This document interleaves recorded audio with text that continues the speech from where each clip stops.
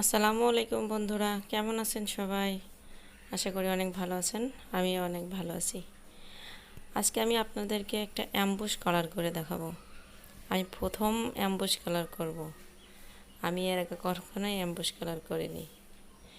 এর জন্য প্রথমে আমি অ্যাম্বুশের যে গামটা থাকে ওইখান থেকে কিছু অ্যাম্বুশ গাম চামচের সাহায্যে নিয়ে নেব। আমি একটা কাগজের কিনে নিয়ে এসেছিলাম অল্প করে গামটা। বাসায় অনেক সময় ব্যবহার করা কিছু কৌটা থাকে, যে কৌটা চুনোর কৌটা হতে পারে, কখনো ব্যবহার করা হয় না, ফেলে দিতে হয়। আমি ওইখান থেকে একটা কৌটা নিয়ে পরিষ্কার করে গামটা রেখে দিয়েছি। বাতাস লাগলে গামটা নষ্ট হওয়ার সম্ভাবনা থাকে, তাই চেষ্টা করবেন একটা এয়ারটাইট বক্সে রাখতে। এবারে এর মধ্যে আমরা কালার মেশাবো, যে কালারটা আমরা অ্যাম্বুশ কালারটা করব। এখানে আপনারা সাদা অ্যাম্বুশ কালারও করতে পারেন, ফুল আপনার যেটা পছন্দ হবে সেই কালার মেশাইলে এখানে হয়ে যাবে। আমি একটু সাদা কালার মেশাবো, তারপরে আমি লাল কালারটা মেশাবো। এখানে আমার একটা কাজ ভুল হয়েছে, আমি দুইটা কালারই পরপর করে নিয়েছি বা মিশিয়ে নিয়েছি।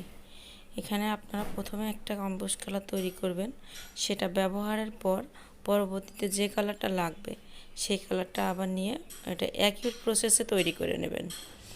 তাহলে গামটা শুকিয়ে যাবে না বা কালারটা জমে যাবে না। আমরা এর ভিতরে এবার ব্যবহার করব এনকে যে কোনো রঙের সুতার দোকানে গেলে, আপনার যেখান থেকে রং নিয়ে আসা হয় ওইখানে গেলে ওরা এনকে বললে দিয়ে দিবে এটা। এবারে সুন্দর করে ভালো মতন এগুলোকে একসঙ্গে মিশিয়ে নেব। অনেকটা সুন্দর করে মেশাতে হবে, না হলে ভালো করে মিক্স না হলে রংটা সুন্দর আসবে না। আমি এখানে অনেকক্ষণ ধরে এভাবে নেড়ে নেড়ে নেড়ে নেড়ে এগুলোকে মিশিয়ে নিয়েছি।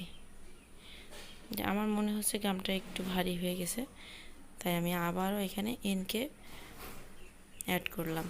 তবে পরিমাণ মতন এনকে অ্যাড করবেন, দেখবেন যেন এটা বেশি তরল না হয়ে যায়। এমনভাবে করতে হবে বেশি তরল হবে না। এক কথায় কৌটার রং যেমন থাকে আপনারা ঠিক ওই রকমভাবে এটা তৈরি করবেন। কৌটার কালারের ঘনত্ব আর এই কালারের অ্যাম্বুশ কালারের ঘনত্বটা এক হবে। এখন আমার এটা প্রায় শেষ হয়ে আসছে, তারপরে ভালো করে আমি মিশিয়ে নিচ্ছি যেন সুন্দরভাবে আমার অ্যাম্বুশ কালারটা তৈরি হয়ে যায়। যদিও প্রথম করব, আমার নিজের কাছেও একটু ভয় ভয় লাগছে যে আসলে হবে কি না, অ্যাম্বুশ কালারটা ঠিক মতন উঠবে কি না। প্রথম করছি তো ভয়েই আছি, তারপরেও আপনাদের সঙ্গে শেয়ার করছি, এটাই সব থেকে বড় কথা। যেমনই হোক না কেন আমার পাশে থাকবেন, সাথে থাকবেন, দেখা যাক কী হয়।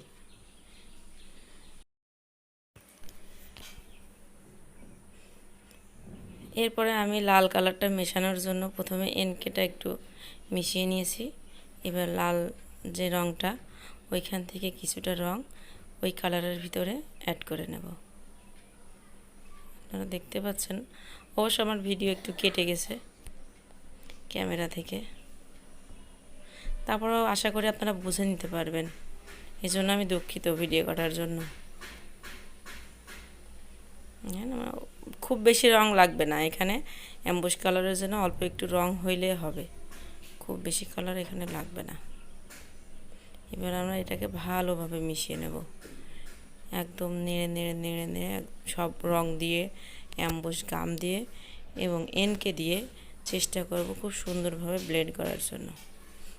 পাশের ঘনত্বটা যেমন হয়েছে সাদাটা, ঠিক একই রকমভাবে এটার ঘনত্ব করার চেষ্টা করব।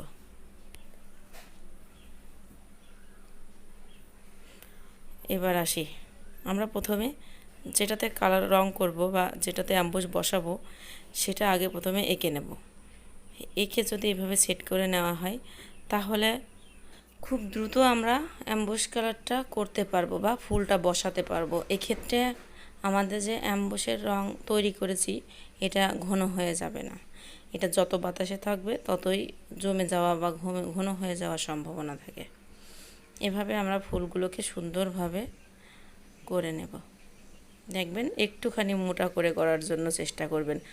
আমরা সাধারণত যেভাবে রং করি বা প্রিন্ট করি তার থেকে একটুখানি মোটা করবেন, এটা পরবর্তীতে ফোলার সম্ভাবনা থাকবে, এই কারণে আমরা এটা মোটা করে নেব। আর পাতলা হইলে ফুলবে, কিন্তু অতটা ফুলবে না আশা করি।